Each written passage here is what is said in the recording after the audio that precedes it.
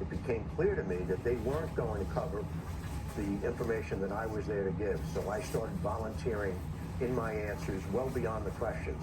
And I watched the jurors sit there. And as you might imagine, there were 21 of them there that day. Probably 5 or 6 would not be nodding their head unconsciously up and down when I would be making points. And I especially made one point. I pointed out to them that during that first 2-hour meeting, Michael Cohen, who, as I said before, was pacing back and forth, would suddenly stop in the middle of whatever he was talking about and turn and point his finger at us and say, I want you guys to understand, I will do whatever the F I have to do. I will never spend a day in jail. He said that at least 10 to 20 times during that 2